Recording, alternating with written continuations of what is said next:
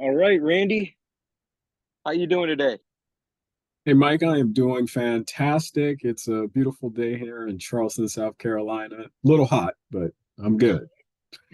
I know about the heat. I was actually just down in North Carolina last week. Oh yeah. It's definitely very warm. It looks like a little rain is about to happen, so it might cool off a little bit. Being up north kind of guy from Michigan, getting down there and experiencing the way that the rainstorms roll in and then hit the mountains and kind of stop, that was Yeah. pretty eye-opening to me. Oh yeah. Yeah, it's just one of those things that you kind of hit. Where I'm at, it's completely flat, so we usually get rain in the evenings, just because of all of the water and the heat. I think it just builds up, and then we have scattered showers. So yeah. I definitely enjoyed my time down there, though. I enjoyed the weather and just the scenery was beautiful. Oh yeah. I really do enjoy the beaches. We have great beaches, beautiful places to be able to go out and see just water. We have bridges everywhere here in Charleston, and it's one of those things that I can go just about any direction, see some water, and just enjoy, what's out there and say, hey, this is nice. And as long as it's not too hot, I enjoy it.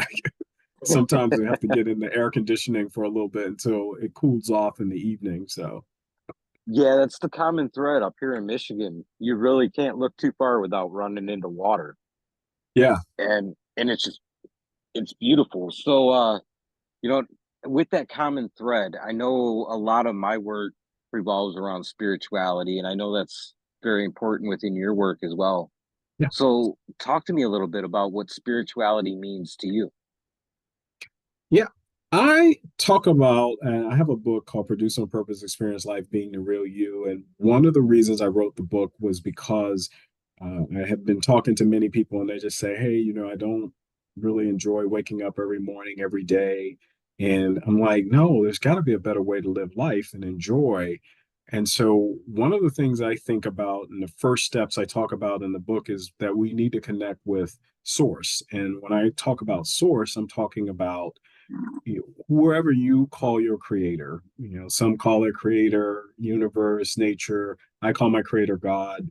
If I connect with God and I understand what my purpose is, and I talk about two areas for purpose, that's a general purpose and a specific purpose. So your general purpose is to please your creator and what you were born and designed for.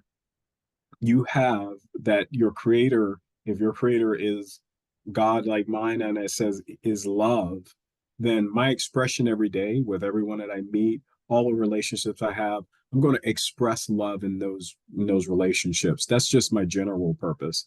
But then my specific purpose has to do with me and my gifting. It's unique. Every one of us has at least one. And having that gifting, understanding your purpose, understanding your intention here every single day, how you're supposed to have relationships and what's supposed to happen in this world begins to connect you with your true identity, who you are, not based on anything external to us. When you understand that, then you're connecting with your creator, and then you can begin to align your spirit, your soul, and your body. And when you begin to do that, you can have a lot more joy and you can have a lot more fulfillment based on just understanding that basic concept and sitting and practicing the needed tools to do that. See, I think that's beautiful, and actually, I find it ironic the fact ashes started kicking up out of the fire because to me, that is exactly what spirituality is. And having that open-mindedness to understand that it's a much broader picture. I feel, as we go through this and my reference to all the ashes kicking up is a symbol that that is in tune with the true direction and the true meaning of walking a spiritual path in order to fulfill your purpose that you're here for as far as your journey goes. So that was very beautifully said. And I love just how open you are with it as far as I'm willing to take in new ideas and adapt them to my way of thinking in order to further that venture and bring our conversation to a point, a platform where it can not only be understood between you and I, but Yeah. also with the broader audience. Yeah.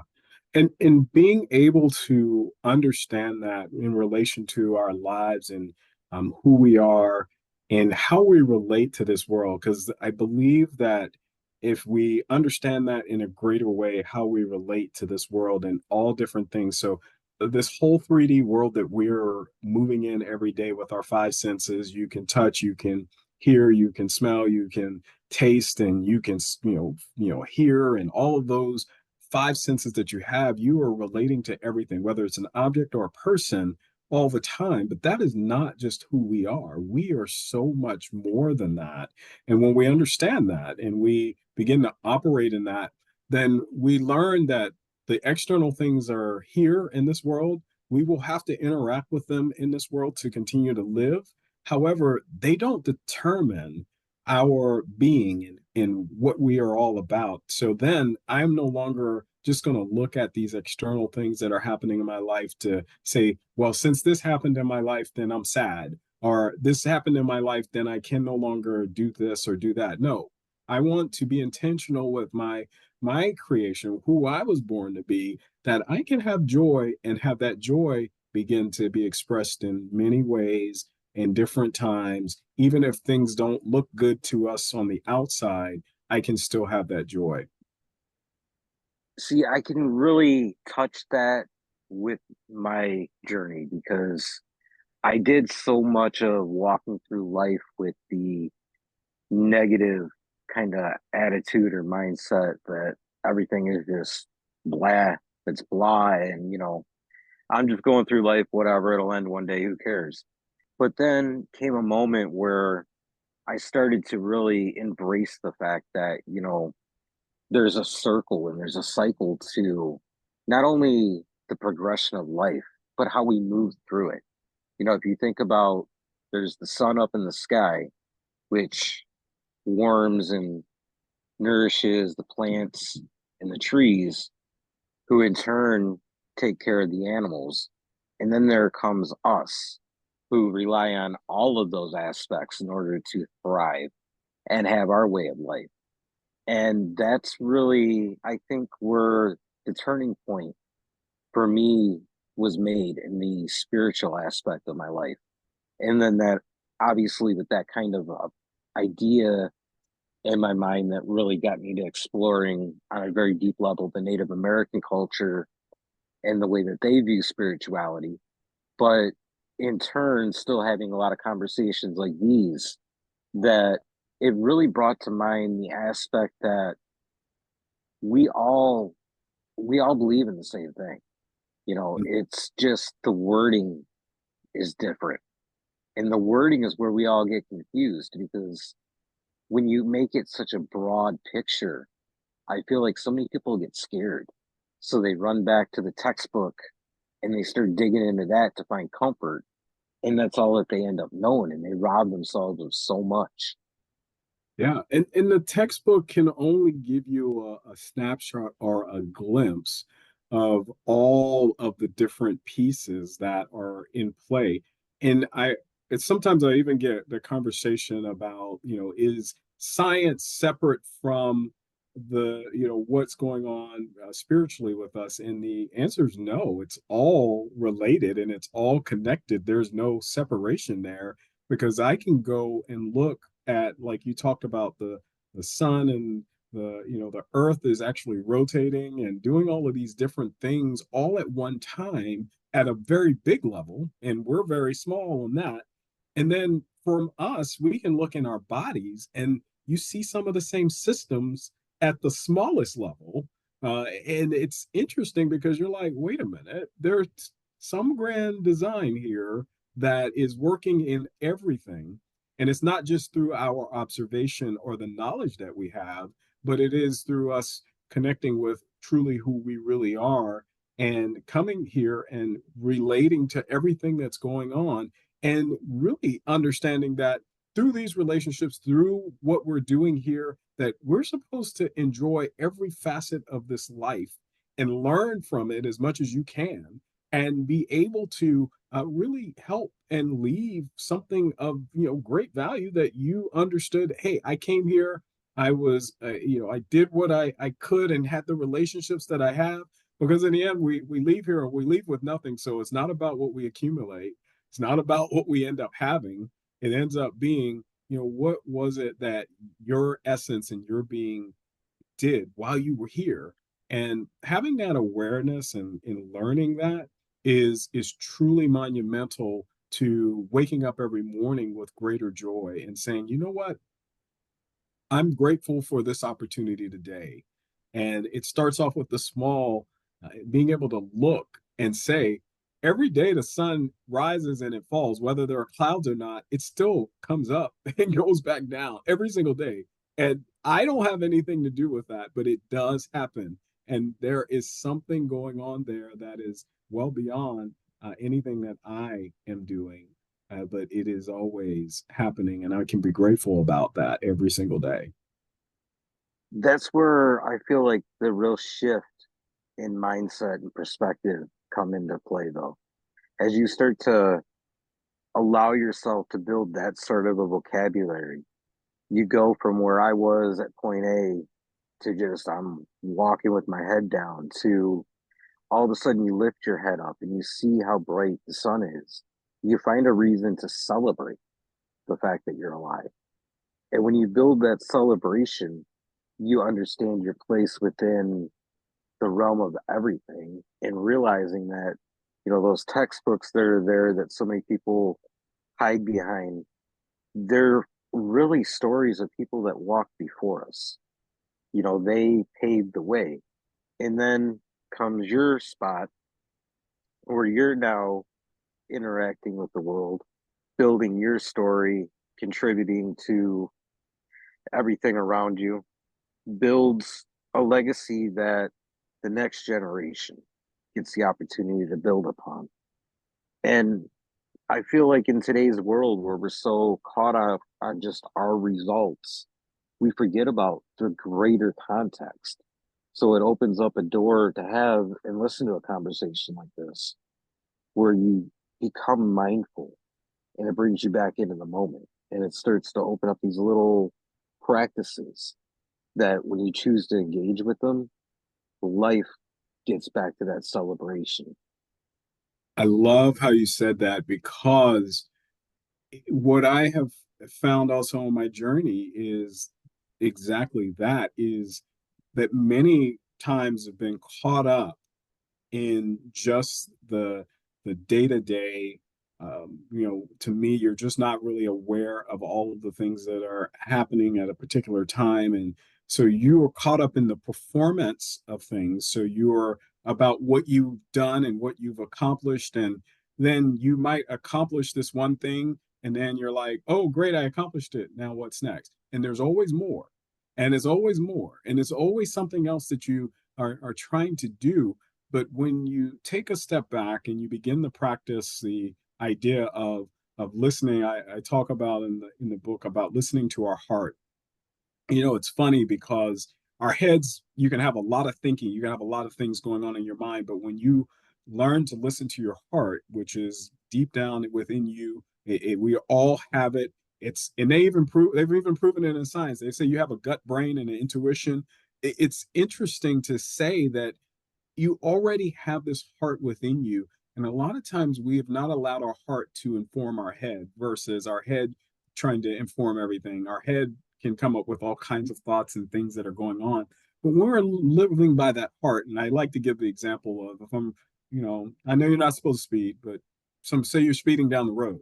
When you're speeding down the road and blue lights pop up, before you can register that they were blue lights, whether they're after you or not, you go, there's something in you that says, wait a minute, I'm speeding. But, and that happens to us all the time. It's like there are many moments you're in this world and before anything, anyone's told you anything or said anything, what really should be at that moment. And for us to be able to get ourselves into the now. I've lived so much of my life either in the past or looking at the future and having anxiety about the future, that having practices to get back to now and talk about, hey, I want to be in this moment, in this full relationship, in this conversation. It's really a good place to be, and say, you know what, I'm going to listen to my heart in this moment, not be so worried about performing for something or trying to gain or obtain something that is external to me. Well, I think you mentioned something in there that it's really without having this present moment is completely irrelevant. And that's the way that we worry about the future so much. We're so caught up in what's going to happen that we drive ourselves through the hamster wheel and we almost drive ourselves crazy at times. But we lose sight of the fact that we're not going to get to the future without experiencing and living this moment. So it's a matter of taking a moment to assess how right now can impact 10 steps down the road. Yes.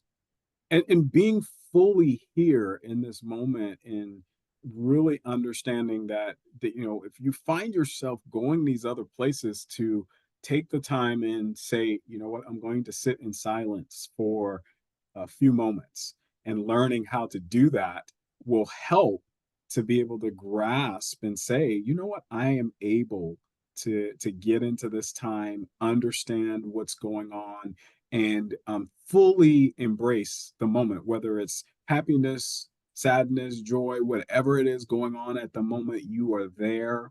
And that the rest of those things are just constructs of the mind.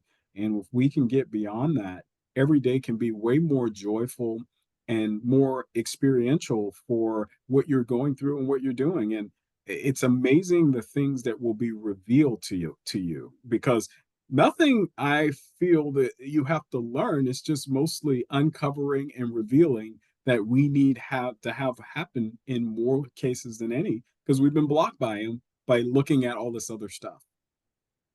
That's where the empowerment lays, really. Essentially, if you decide and you set the intention that right here, right now, I'm going to dictate what my future looks like, that comes from bringing yourself back to the moment, being present, and looking at the environment around you. Yeah. And making sure that you understand that, hey, that intention that I'm putting together, that I'm understanding in my life, that I can now be here, understand it, and then be able to understand that it may be in an uncomfortable position that I'm in, or a position that I am uncertain about, but it's okay, because I am in the moment. I am fully embracing this time, and I understand now where I am. I'm in purpose. I talk about in the book, and I begin in this book about, are you ready to be a producer? And the reason I give this analogy is I think it helps with us understand that sometimes we show up in life with masks. And when I say masks, just like actors and actresses going back to the Greek times, they would put on these masks to show that they're acting. And when we act, we sometimes act to show up in different situations the way that we think others want us to show up. So you may show up at the work differently than you show up at home, or you show up with friends, or over here you are acting differently. And what can happen is we can get so tired of juggling these masks all the time, and being an actor and an actress is really cool in the movies because you get to see them and they're on the big spotlights, and you're like, oh great, actors and actresses are great. But every actor and actress that I know of, they are working on someone else's script. And then there usually, you say, well, then I'll be the director of my life. And the director has greater freedom of your life called your movie. But what if you were the producer? The producer is actually the person that hires the director, hires the actors and actresses. So why don't we get to a place in our lives where we're producing in our lives? And if we are producing on the purpose that we were born for, then you are creating these series of movies. And so I think about Netflix, like every time I go to Netflix now, there's a series on. And your life is all of these mini series of your life. If you are producing in the different seasons of your life, then you are doing that with intention. You can be in the moment every single place, and you can bring in all of the resources and all the people you need to distribute this great movie called your life. And I think that becomes something that we can all do and we can all look at to be the producers of our lives. And producers can't do it on their own. So they have to have support around them and others around them. So you're going to bring people along with you on this great vision called your life. And I think it's the way that people flow in and out of our lives that is so difficult to really put your hand around that and take the mask off, because you have to be vulnerable. You have to accept that this character is coming in at the very first paragraph of chapter 2 of your life in order to help you learn this lesson. But they're not going to stick around forever. So then you've got to learn to be comfortable with impermanence. And that in our society today is a scary, scary thing. Even though we have so many examples of it that we deal with, the impermanence of somebody coming in and then leaving is a painful situation.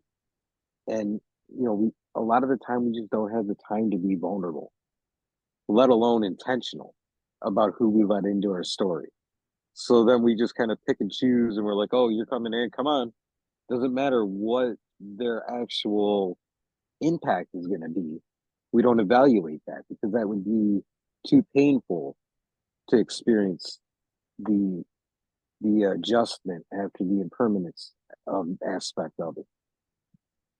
Wow, you said two things that really got me there was that people are afraid of impermanence, which is funny because permanence is an illusion.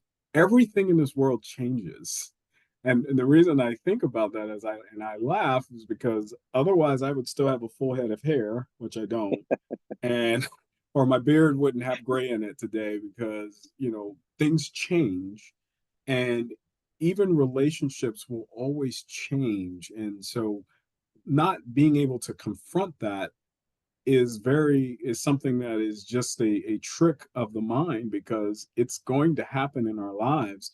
And then to not evaluate a relationship because you are afraid of being vulnerable is a very uh, to me a very big way of saying, hey, look, a lot of times we're trying to protect something that may not need to be protected if we are putting up the right boundaries in our lives and understanding, look, you know what, is this a relationship that I need to put a lot of energy and effort into? And I always learned now on my journey that the more energy you put into something, it needs to have an impact and it should align with your purpose.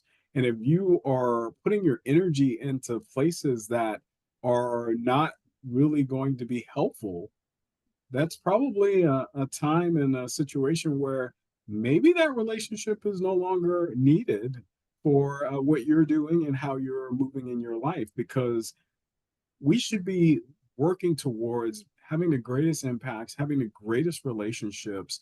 And if there are people that are not in the same level or space that you're in, and sometimes we are all at a different vibration of if you're vibrating on joy and somebody always is vibrating on guilt and shame, it's going to be hard for you guys to stay in the same room for a very long time without just being like, oh, this is not good.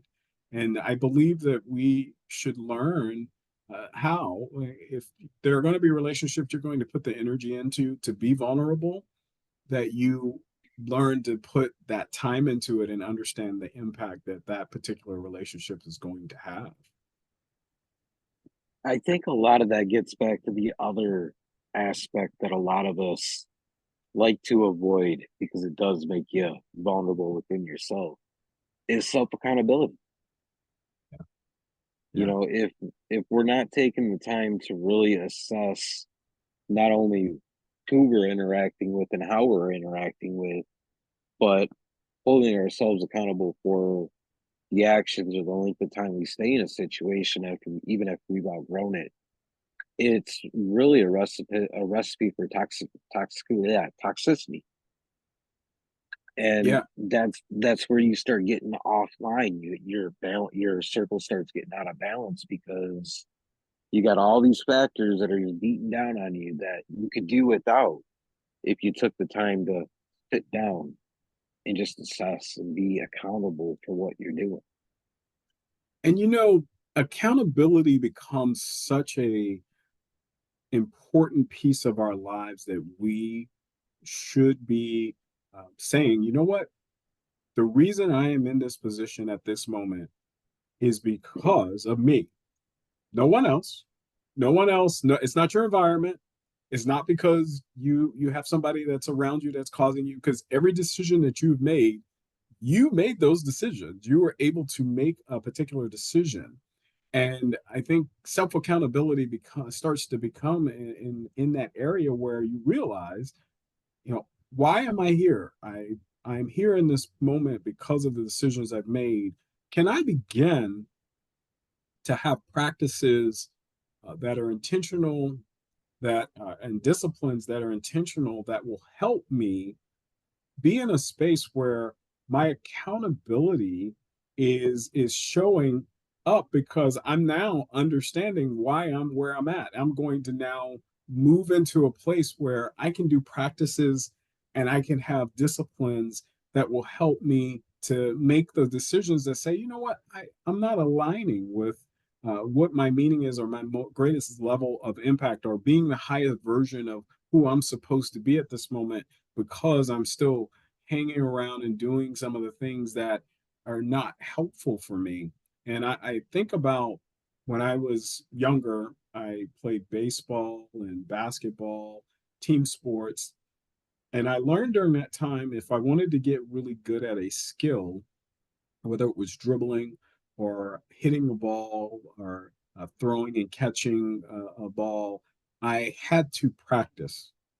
And I think there's a lost art of everyone understanding that if you want to have a greater connection with who you are, your life, and everything else, there are practices you should have that you're doing, whether you are meditating or praying on a consistent basis to make sure that you are in a good space in your life so that you can then have a better filter when it comes to what you're relating to and how you're allowing those relationships to impact you and whether or not you're carrying traumas, past programs, patterns in your life, if you're carrying those things on a consistent basis, is there a way for you to finally get to a place where you let those go? That's something that I've noticed being one of the hardest things to do, though, is to let that go because you don't physically see it. You know, when I take somebody out on a long hike and it's a new experience for them, and you give them the backpack that weighs 35, 40 pounds, they look at you and they're like, you want me to put that on and carry that? Not thinking about all these things that they can't see that weigh emotionally way more than the 40-pound backpack. It's you're hung up on the fact that you can physically see and touch the backpack without looking at yourself and all these things that you're needlessly carrying. So then that transitions into a whole nother exercise where we'll go kneel down, pick up some grass, stand there for, sit there for a minute with it. And I'll emphasize the idea of letting that stuff go. And then we put it back down on the ground and return it from where it came from. Understanding that we only have so much of a carrying capacity, be it physical. And I know that 40-pound backpack is going to wear you out pretty quick if you've never done it before. So being mindful and aware of that's one thing. But all that emotional baggage, it's doing the same thing to us. It's weighing us down because it gets so overflown. And when you think about carrying capacity as an example within like the North American model of conservation, that's how we develop our bag limits and our numbers of tags that we're going to sell at a harvest each year based off of the perceived carrying capacity that the earth has before the animals start to get sick or the land gets worn down.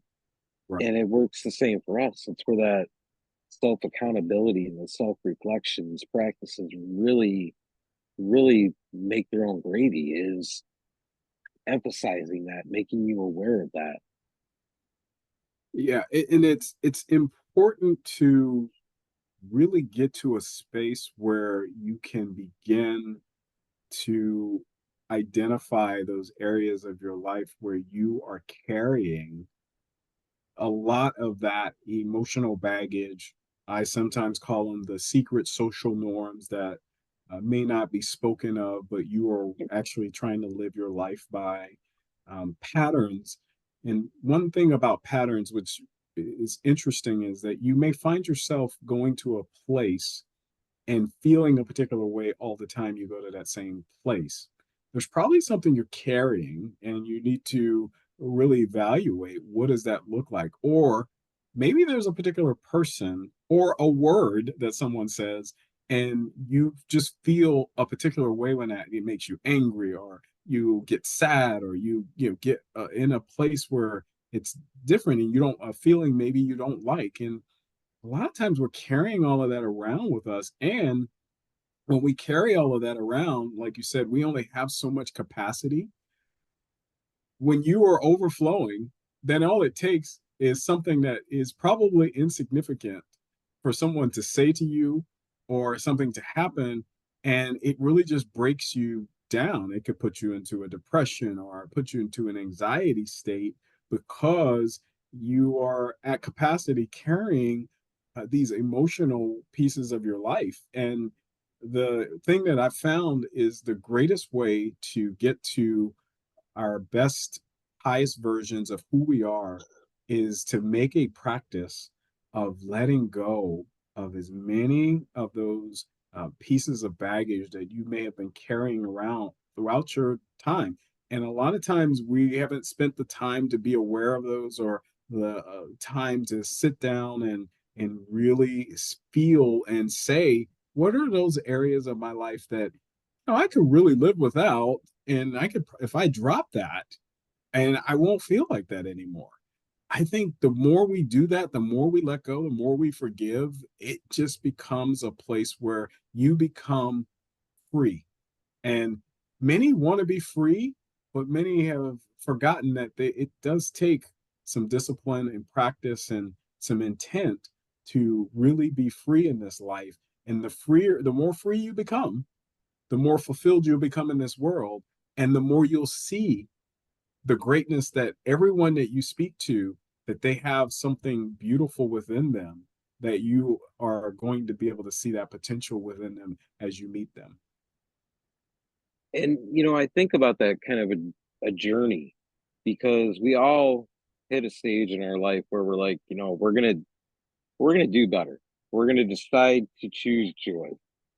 And we stick with it, and it's regardless of what it is, it's always the same. We get on these kicks and we do good for a minute. And then all of a sudden comes that first hurdle or that first setback, and we find ourselves falling back into what we were doing, and those old patterns. And then comes the self beat down, if you will, where we start to get down on ourselves, second guess, and eventually we shove it to the side. We don't ever consider that it's not the result that we're after right that moment. We're looking for the journey, we're looking for the progress. And within that progress, we've also got to develop the practice of giving ourselves grace for when Yes. we fall down. As a child, when you first learn how to walk, you stood up and you took a step and you fell on your face hundreds of thousands of times. But there was that little voice inside that urged you to get back up. pull yourself back up by the table and do it again and do it again.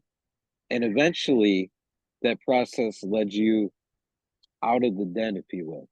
It led you out the front door and into this big, gigantic world.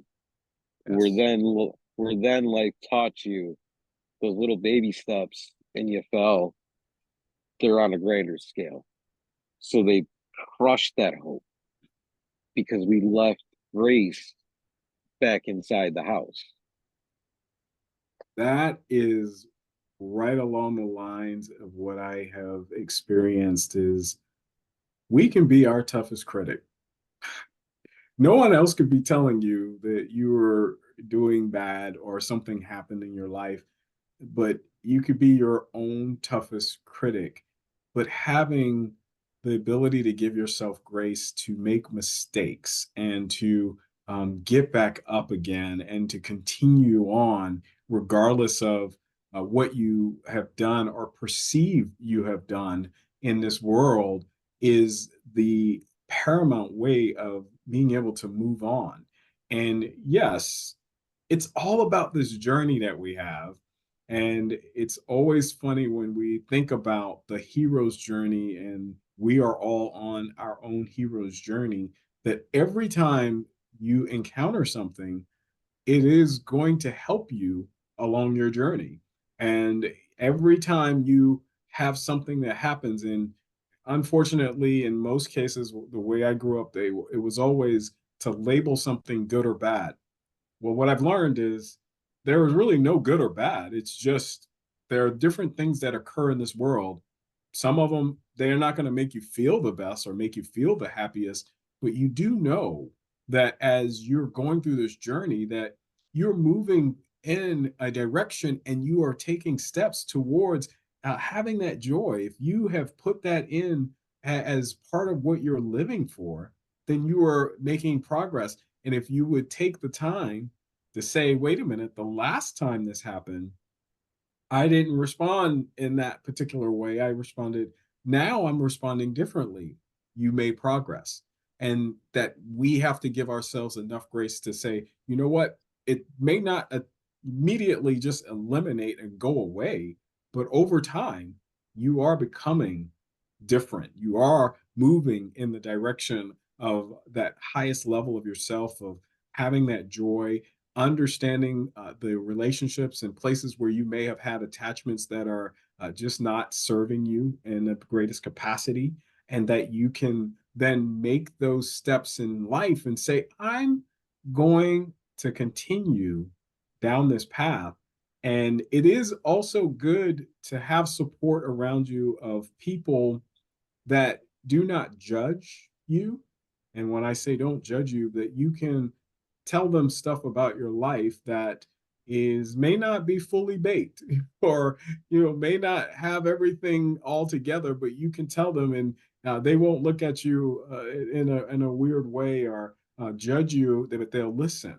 And they may ask a curious question, but not to bring you down. And when we have that around us, and it doesn't have to be a lot of people, it could be one, two people, or if you need somebody else to kind of be able to talk about those things along with your accountability that you're doing, you will then start to go on a path where you are moving in that direction on a consistent basis, and you can know that what, I am on the right path. It doesn't look the way I want it to look yet, but it will be there. You're right, because I don't think it's necessarily about allowing the fear of the unknown to take over the story, but also to get back to a couple other important points in there.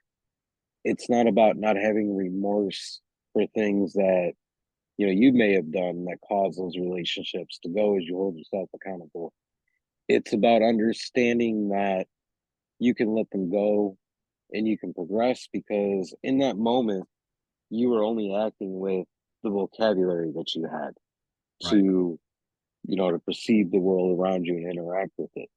But as you come forward and learn the lessons from that, that vocabulary has changed. Therefore, that standard that you hold within has changed. And I think that gets back to the unknown aspect as we go forward is when you really wrap your hand around that idea, you're in a way forging an ability to build a torch to lead you into that darkness of the unknown, removing some of that fear, returning some of that power to yourself. I like the torch analogy because I believe that we all have a light that is within us, and many times it's been uh, dimmed because of all of the baggage or all of the things that we've kind of put on top of it. But you have the ability to continue to remove portions of that light and make it brighter, and the brighter that light is within you, that torch that you have, then you can go into some of the dark places and begin to light those up and begin to let go of a lot of the things that may have held you back for a long time in your life, or you didn't think of that was in a particular place. And you also made a point about, we have all grown, and the person you were when something happened is not who you are now. And you can forgive yourself for that or forgive others and move on, because then you can be a brighter light on a daily basis and know, hey, I'm here every day to bring a message that is going to be helpful for someone, that's going to help somebody if they listen to it, or my smile might just be what someone needs today because it's going to help change what they think or how they perceive. And that light begins to be the thing that allows for your inside and what your intention is and your purpose and what you have been put here for to begin to be expressed in this world in a greater way. And you get to illuminate, even when you're around uh, things that may not be as positive as it needs to be, maybe negative or toxic or bad, your light will shine so bright that even negativity in of those areas, they begin to not be as big or as bright as they may have been in your life before. And you see a change happen, and the way that you show up becomes a way of greater confidence and a greater love and that peace. And this is where I've learned that there is a peace that we can all have, that you can wake up and everything around you could be falling down. Your house could be falling down around you, but you could still have an inner peace that gives you a place of centeredness, that you can go each day and still be able to move forward without having to think on all of these other things that are going on outside of you. And when you get a hold of that peace, you are able to show up in a different way and light up everywhere that you go. I think that is actually very to the point and direct in a way that it can be touched and applied to the journey. But I also, what comes to mind is how all of these experiences and we work through them and move along opens up the light and the door to the grandest part of it all, our purpose. Yeah, it's amazing that many would think that we have to come up with something new to really find that purpose that we were put here for. I believe that the greatest way to get there is getting to the space of letting go and forgiving, and as you do that, you're revealing more of who you really are. And I provide in the book one area that is, I think, important to share here is service. I talk about four areas of service that I believe is helpful for everyone. If you serve up, when I say serve up, then you're going to serve the creator, the spirit within you. That means you're going to take time to serve in listening, for revelation and in prayer, then once you can get to that place, that gives you that connection point for service, and you're going to do that on a consistent basis, then the next place would be to serve in. And this is where you begin to serve your soul, because your soul is that place of your where your mind, your will, and your emotions are, that you're going to serve that area of your life in a way that will allow for you to release and get to a space that you are really coming to a space in your life. So you serve up, serve in, and then you can serve out. What happens with most people is they're trying to serve out before they really have emptied themselves for a greater capacity to serve out. And what happens if you serve out too early is you end up in a space where you might feel like you're doing something out of obligation, or you feel like you're going out and you need to have someone validate and tell you you did a good job. But if you're serving, already serving up and serving in, by the time you serve out, you understand that this is the greatest level of service that I can do to anyone in all my relationships in this world. And then the last area of service that I talk about is serving forward, because there is another generation that is coming. And when we serve forward, that means we are going to consistently do and share these principles, this message to the next generations that are coming, and making sure that they understand authentically who we were born here to be, that they can get to a space where that light shines and their purposes are revealed to them, and that they are shining so bright, because we need everyone's gift. We need everyone shining at their highest level, that then they're making an impact in this world without all of the other negative, toxic items that continue to try to, beat people up, hold them back, pull them down. No, you're going to be that uplifting force. And so you serve up, serve in, serve out, serve forward. And I believe if you continue to do that, you become altruistic in what you do, and you become a leader in this world. And when I say a leader from a perspective of telling this truth that everyone needs to know. Everyone should understand this truth and not be, faked out by the illusions that we see every single day. As I'm listening, I'm thinking about the idea of once you're starting to get your footing down and you start to figure out that you're doing all these different steps in your life in order to serve and give back to yourself as well as the community, you start to envision and feel that there becomes no more of an obligation for that third thing. You're no longer just hunting for the recognition about it because it's authentic enough to align with that purpose. And ultimately, it brings the celebration of living and living your purpose. Just living and living your purpose. And what's amazing is you don't have to try. You don't have to try and be anything else than what you're becoming and who you are. Is you're doing that on a daily basis and showing up as you yourself. And it's a whole lot less effort to live in that manner. And the reason I can share this is because I have lived in that manner, where I have put down a lot of effort to do a lot of different things, just to find out that effort doesn't equal happiness. Effort doesn't mean that you're going to be able to do anything more in this world.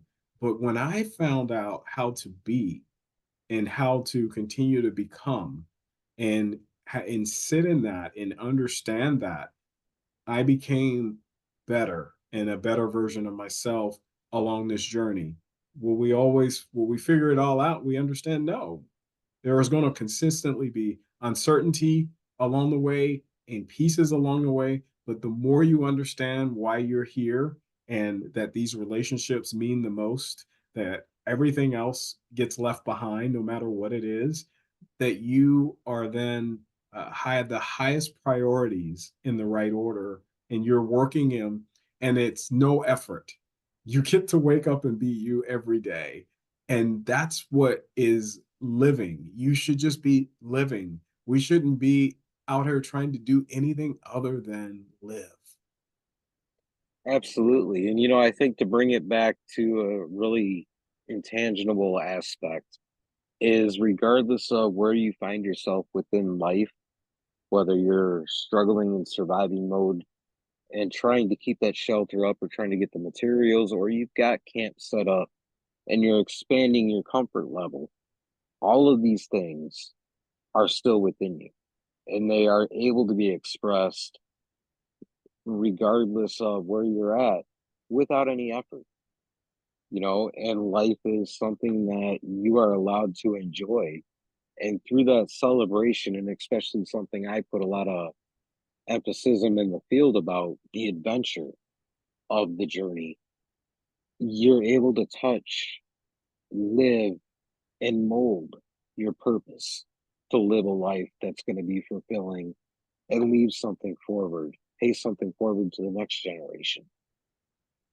And that's right on the it hits everything on the head, Mike, is that we can get to that space in our life where the purpose is there. We're living the life. There's not the effort that we have to put into place. You can be able to embrace every moment. You can look at the opportunities and the possibilities of this moment and this day, of this current now that we're in, and understand that I'm supposed to be here to enjoy every facet of this. If I feel the wind blowing on me, can I really sit and enjoy the wind and not have my mind somewhere else? Can I actually just enjoy that for the moment? Can I enjoy the raindrops falling on my head, and how does that feel? How does it feel touching my body? How does that really feel where my mind is not thinking about why is it raining and I'm trying to get to here or trying to get to there? Can I be in that moment? And I believe when we do that and we're in those spaces, we are at the highest versions of ourselves. We are at the greatest awareness of who we are. Our focus and our energy become in a greater space and alignment with who we are and what we're supposed to be doing in that moment. And I believe sometimes we put so much value in our decisions and our choices and our thoughts that we often forget that you're here every day that you wake up to be. And can you be right now? Can you be in this moment? And whatever other choices or decisions you make out of that day or whatever's happening, you can do it on purpose based on who you are, what you were born to do, and your gifting. And if you do that, man, you can live that peaceful, fulfilling, enjoyable life that's there. And I love how you say adventure. This is an adventure and a journey. I think it boils down to the fact that, we have that conscious decision, whether we're going to turn toward life or we're going to turn away from it. And this is one of those conversations that I feel really provides the inspiration to remind you of that choice and that it's so easy to to make the choice to turn to it. Right. Yeah, definitely turning to that light and understanding that this is something you can do, you can make a choice about, you can consistently do, and you can wake up with the benefits of that every single day. And as you make that choice, you only have to do, and I tell everyone just take the step, one step every day. And the small steps that you take every day become bigger. And you will see that even if I were to take and hit a golf ball, if I just turn my body just 1 millimeter and I do a drive, it's going to make that ball go so much further the longer it goes out. It's the same thing in life. When we begin to make the small increments of change, it will make a big difference of where you end up landing. And I believe as you turn towards the light, to turn towards that joy, turn towards that gratefulness and that peace in your life on a consistent basis, you will see it show up in every part of your life. I love that. That's beautifully said. So as we come toward the end of our time, though, you gotta let people know how they can get in touch with you, what you got going on, where they can get your book, all that good stuff. You can reach me at randyadkinsjr.com. There you will find information about my book, Produce on Purpose Experience Life Being the Real You, where we would talk about some of these same concepts. There's ebooks, as well as paperback and Audible for those of you who love to listen. And I also have a podcast called Produce on Purpose, and there we go into the same types of topics in a greater way, as well as I have other videos and other information. I love to have feedback. My social media is also on my website, randyadkinsjr.com. Mike, it has been a great conversation here on your campfire, and I've enjoyed every moment of it. Randy, it's been a blast. I love the fact we got the opportunity to sit down. I look forward to connecting again down the line and seeing where the adventure takes you. Definitely.